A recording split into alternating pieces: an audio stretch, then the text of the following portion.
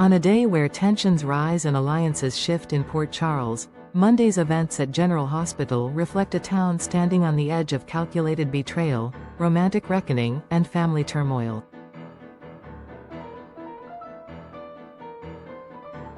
At the heart of it all is a delicate dance of strategy and emotion, with every conversation pulling the characters deeper into the consequences of past choices and the chaos of their ambitions.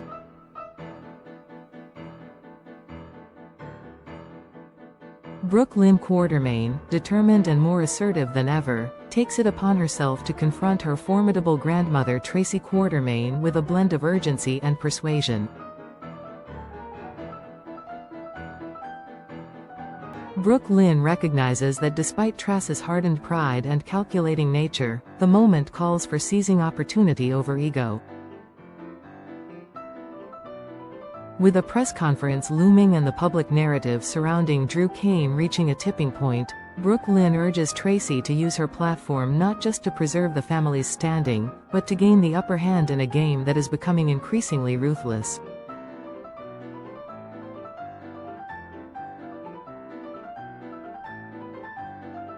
Though Tracy initially masks her intent behind cool restraint, her agreement to speak at the conference signals something deeper, a willingness to engage in a layered scheme, especially now that she's found common cause with Curtis Ashford.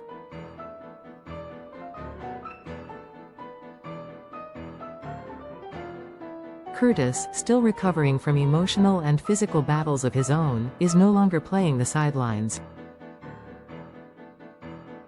He has aligned himself with Tracy not out of loyalty, but strategy. Together, their emerging partnership seems poised to weaponize the press conference, not as a moment of unity or recovery, but as a launching pad to chip away at Drew's influence. And with Trace's ability to command attention and Curtis's insight into Drew's weaknesses, the plan to orchestrate Drew's unraveling is no longer theory, it's a strategy set in motion. Elsewhere in Port Charles, Trina Robinson finds herself confronting the uncomfortable evolution of her friend Kai Taylor. Once firm in his decision to reject Drew's internship offer, citing loyalty and independence, Kai stuns Trina with the revelation that he's accepted the position. His change of heart feels abrupt, and Trina, known for her emotional intuition, senses something off. Kai attempts to justify the decision, praising Drew's mentorship and pointing out the minimal disruption the position would bring, only a few trips to Washington, D.C. each year. But behind his reasoning lies the deeper truth. Drew's influence is tightening its grip, and Kai is willingly stepping into a world shaped by his mentor's ambition. Trina's growing unease is more than concern for Kai's future, it's a dawning realization that Drew is drawing closer to everyone she cares about, and that his motives might not be as noble as they seem.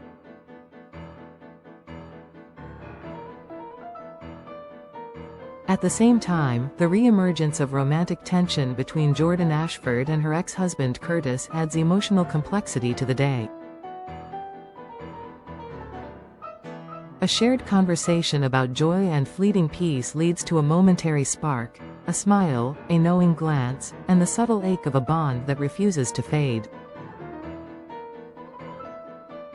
As Curtis continues to straddle the line between ally and avenger, Jordan's presence reminds him of who he used to be, and perhaps who he still wants to be. But with both of them entangled in competing agendas, the question is whether these small moments of connection can withstand the weight of everything they've lost.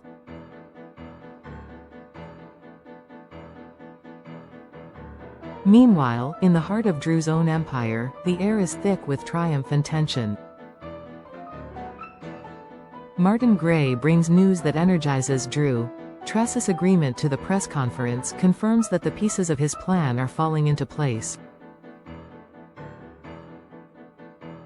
Drew, now deep into his campaign of self-reinvention, calls it the second best thing to happen that day.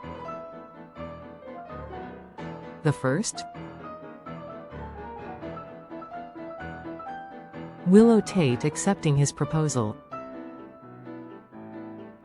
But this milestone, instead of bringing peace, sets off ripples of unease across the town.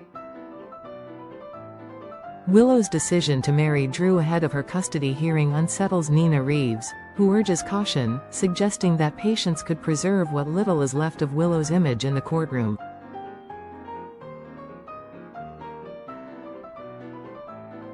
But Willow, pulled by Drew's promises and driven by a need to solidify her role as a mother, seems determined to move forward. Whether it's a move of love, desperation, or strategic positioning, her choice only deepens the divide between her and those who question Drew's growing control over her life. This includes Carly Spencer, who confronts her son Michael Corinthos with a sobering question: is he truly prepared to erase Willow from the lives of Wiley and Amelia forever? Michael, ever burdened by the intersection of his protective instincts and unresolved grief, remains torn. His ideal outcome is clear: a future where his children can know Willow without threat or instability. But Carly, hardened by loss and betrayal, isn't convinced that future will ever arrive. She sees Willow not as a victim but as a potential danger, a woman blinded by Drew's manipulations and increasingly detached from the moral compass she once clung to. Carly fears that Michael, by hesitating, risks giving Willow a second chance to cause pain. And with Nina still hovering on the periphery, any wrong step could unleash even more chaos. For now, Michael walks the tightrope of cautious neutrality, choosing to do what he believes is best, for now. But in Port Charles, for now, never lasts long. Every decision, every whispered conversation and public declaration, inches these characters closer to confrontation. And as the press conference draws near, so too does the collision of ambition, loyalty, and truth. Drew may be riding high on temporary wins, but beneath the surface, the alliances against him are growing stronger. Tracy and Curtis are preparing their strike. Carly is sharpening her resolve. And Trina is beginning to see through the charm. In a city where fortunes rise and fall overnight, Monday's episode reminds us of one thing: power is never given, it's taken, and the bill always comes due.